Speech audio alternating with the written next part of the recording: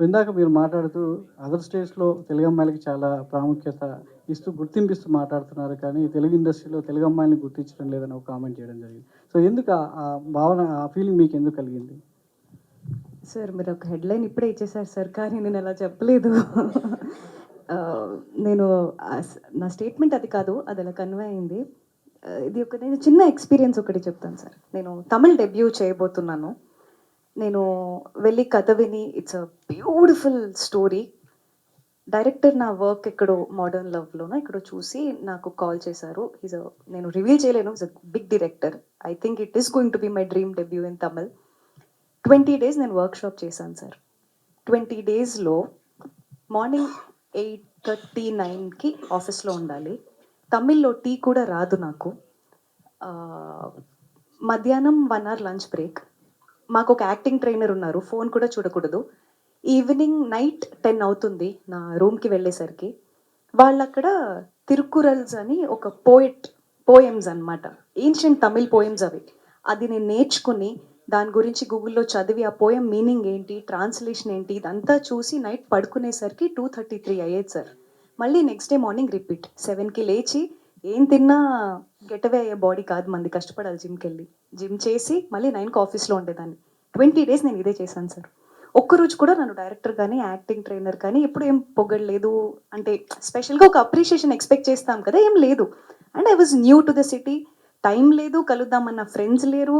ఆహ్, ఇదంతా అయిపోయిన తర్వాత లాస్ట్ నేను రిటర్న్ వస్తుంటే ఏమన్నారు తెలుసా? మీరు 20 డేస్‌లో ఒక్కరోజు కూడా హాలిడే అడగలేదు. ఒక్క సండే కూడా నాకు హాలిడే లేదు సార్. 20 డేస్‌లో నేను లాంగ్వేజ్ మొత్తం నేర్చేసుకున్నాను. నా యాక్టింగ్ ట్రైనర్ అన్నారు, "తెలుగు వాళ్ళ డెడికేషన్ ఇలా ఉంటుంది" అని. ఐ ఫెల్ట్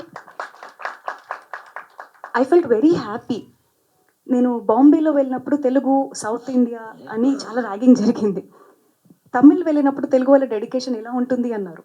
తెలుగు వచ్చేసరికి ఇది నేను చెప్పొచ్చో లేదో తెలీదు. నేను స్టార్టింగ్ వచ్చినప్పుడు అందరూ మీరు బాంబే నుంచి వచ్చారు కదా! కర్ణాటక బోర్న్ అండ్ బాటప్ కదా! మీరు అలానే చెప్పుకోండి. మీరు తెలుగమ్మాయని చెప్పుకోవద్దు అన్నారు. నాకు అర్థం అవ్వలేదు. వేరే ప్లేసెస్‌లో ఇలాంటి అడ్మిరేషన్ ఉంది. తెలుగులో వచ్చేసరికి చుట్టూ ఫ్రెండ్స్ వీళ్ళు, వాళ్ళు. సరే మేబీ నిజంగానే అలా ఉంటుందేమో అని భయపడ్డా. బట్ నా నేను నేర్చుకున్నా language. 'Loser', 'modern love', 'Venkatesh మహా', 'హిట్ 2', 'శశివదనే', నేను చేసే తమిళ్ ఫిల్మ్, ఇంకొక 2, 3 ఫిల్మ్స్ అప్‌లైన్ ఉన్నాయి. ప్రతి సినిమా నాకు నేను తెలుగమ్మాయనే వచ్చింది సార్.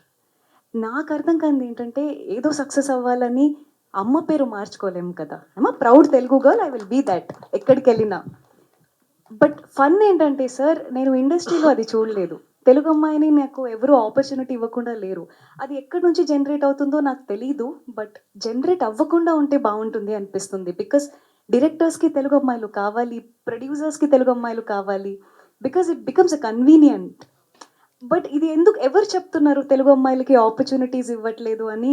అది నాకు తెలీదు సార్. అది చెప్పకుండా ఉంటే బావుంటుంది. ఇండస్ట్రీలో అయితే అలా లేదు. మీరెక్కడికెళ్ళినా తెలుగు అమ్మాయిలానే ఉండండి. అచ్చటైన తెలుగు సినిమాలు చేయండి. So, Telugu always. ప్రేక్షకులకు చాలా దగ్గరగా ఉంటే సో, మీ భవిష్యత్తు చాలా చక్కగా ఉంటుందండి. Of course. All the best. Good luck. Yeah!